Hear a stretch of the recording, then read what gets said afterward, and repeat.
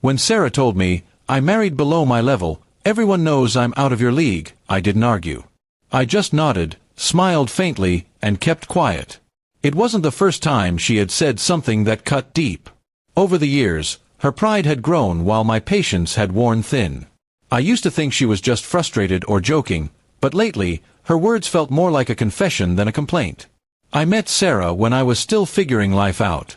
I worked as a mechanic, hands always covered in grease, while she was a marketing executive, elegant, ambitious, and always dressed to impress. She liked to say I was refreshingly simple. I thought she meant it kindly.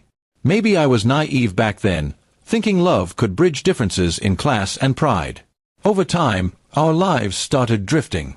She'd go out to networking events that I wasn't invited to.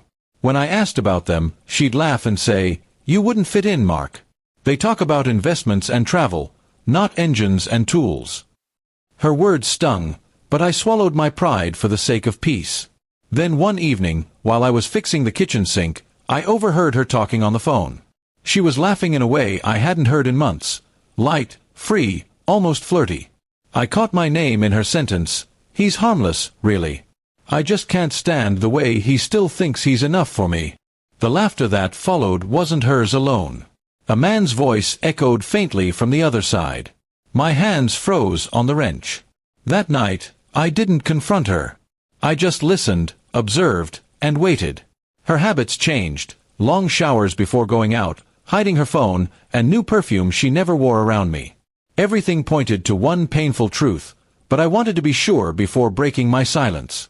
One weekend, she said she was going to a work trip 2 towns over. I pretended to believe her. But instead of staying home, I followed her quietly. She wasn't headed toward a hotel or conference. She parked outside a small cafe, where a man in a suit was waiting. They embraced like lovers. My heart sank, but my face stayed calm.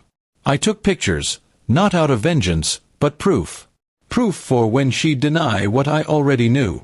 When she came home 2 days later, she was glowing, humming a song as if guilt had no place in her chest. I asked how the trip went. She smiled and said, "You wouldn't understand. It was productive." I simply replied, "I believe you." She didn't notice the faint sarcasm in my tone. The next morning, I made her breakfast, her favorite. She looked surprised but pleased. "Trying to make up for something," she teased. I smiled. "No. Just celebrating honesty." She didn't understand what I meant until she saw the manila envelope beside her plate. Inside were the pictures. Her smile vanished. Her hands trembled as she looked through them. "You followed me?" she asked. "No," I said quietly. "I just didn't trust someone who thought I was beneath her." She tried to talk, to spin a story, but I stopped her. "Don't bother, Sarah. You said it yourself. I was never your equal." That day, I packed my things. She cried, begged me to stay, said she made a mistake. But her words had lost their power. I left her standing at the door, surrounded by her wealth and pride, the 2 things she valued most. Months later, I started a small auto business with the help of a friend. It grew faster than I ever imagined. I didn't plan revenge, but life had its own way of balancing things.